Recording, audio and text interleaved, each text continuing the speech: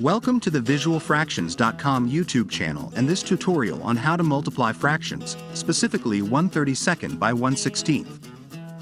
In this case, the first fraction has a numerator of 1 and a denominator of 32, while the second fraction has a numerator of 1 and a denominator of 16.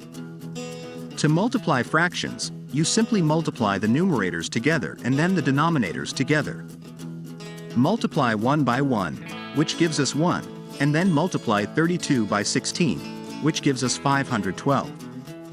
So, 1/32 multiplied by 1/16 equals 1/512.